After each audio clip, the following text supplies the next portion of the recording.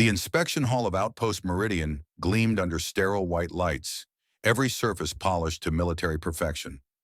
Commander Jackson of the Galactic Elite Guard strode through the rows of assembled personnel, his crimson uniform marking him as one of the Coalition's finest. Behind him, a dozen species stood at attention: Vrelians with their crystalline exoskeletons, Mothkar with their multiple sensory appendages, and humans, those peculiar primates from Earth who had somehow clawed their way into the stars. Jackson had conducted 347 inspections across 60 systems. He knew the protocol by heart: uniformity, discipline, order. Then he saw her. Lieutenant Sarah Chen stood ramrod straight in formation, her hands clasped behind her back, eyes forward, standard, unremarkable, except for the small, furry form pressed against her legs, barely visible behind her boots. Jackson stopped. The entire hall seemed to hold its breath. A violation of protocol during elite guard inspection meant immediate disciplinary action, possibly reassignment to mining colonies at the edge of known space. Lieutenant Chen, Jackson's voice cut through the silence like a blade. Explain. Sarah's jaw tightened, but she didn't move. Sir, I can explain after. Now, Lieutenant. A tiny whimper emerged from behind Sarah's legs. Jackson's enhanced vision, courtesy of his Crenol optical implants, zoomed in. The creature was a forlorn cub, no more than 3 standard years old, with matted orange fur and wide, terrified eyes. The species was native to Thessar 9, a world the Coalition had recently liberated from Ravager occupation. Her name is Kavri, sir, Sarah said, her voice steady despite the career-ending situation unfolding before her. She's an orphan from the Thessar evacuation. The temporary shelters are overcrowded, and she's been experiencing severe trauma responses. When the inspection was announced, she ran from the civilian quarters. I found her in the service corridor, and there wasn't time to. You brought an unauthorized civilian to a military inspection. Jackson's words were flat, factual. Around them, other officers shifted uncomfortably. Yes, sir. Jackson studied the human. By all protocols, Chen should have secured the child in a locked room, reported the incident, and proceeded to formation. The inspection schedule was sacred. Security protocols existed for reasons written in blood across 1,000 battlefields.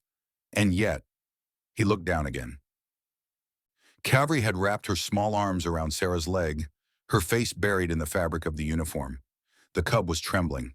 Jackson had seen that tremor before, in the eyes of refugees pulled from burning stations, in the survivors of worlds glassed by the Ravagers. It was the shake of a mind trying to process horror it was never meant to witness. The Ravagers attacked her village, Sarah continued quietly. She watched them kill her family. She's been with us for 3 weeks, and this is the first time she's left the shelter on her own. She sought me out specifically, sir. I've been reading to her in the evenings, teaching her some Earth songs. She trusts me. Trust. Such a human concept to prioritize over military regulation. Jackson accessed his neural interface, pulling up Coalition protocols. Section 47B was clear. Unauthorized presence during elite guard inspection warranted immediate disciplinary action. Section 12C stated that humanitarian considerations could override operational procedures in cases of immediate danger to sentient life. But this wasn't immediate danger. This was a scared child seeking comfort. The commander looked at the assembled officers. The Vrelians watched with their alien neutrality. The Mothkar's antennae twitched with curiosity. But the other humans, there was something in their eyes, a quiet defiance, a willingness to stand with Chen even if it meant their own careers. Humans.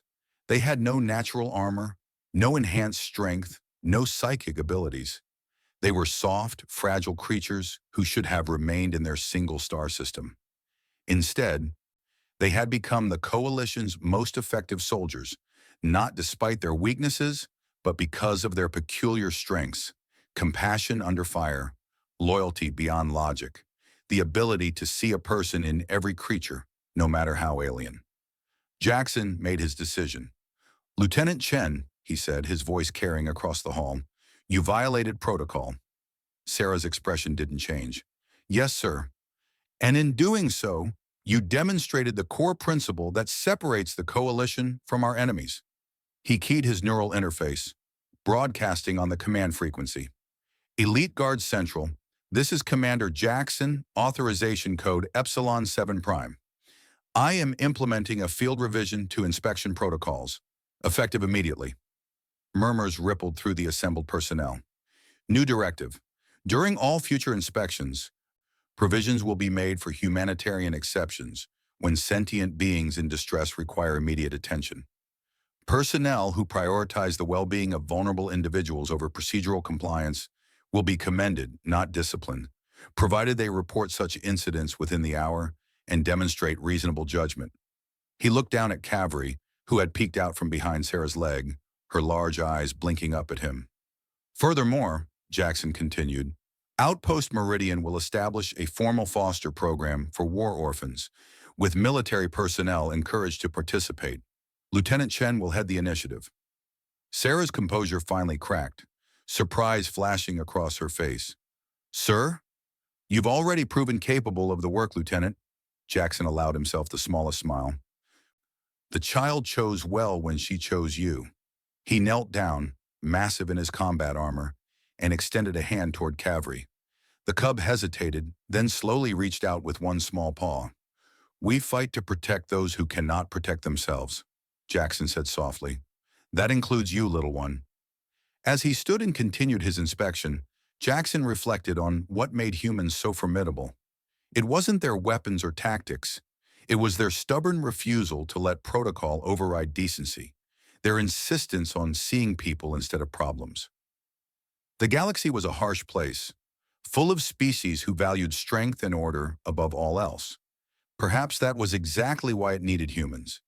Creatures foolish enough to believe that compassion could coexist with combat, that a soldier's greatest weapon was not their gun, but their capacity to care. Behind him, Cavalry giggled as Sarah bent down to whisper something in her ear. Protocol revised, mission improved. Humanity indeed.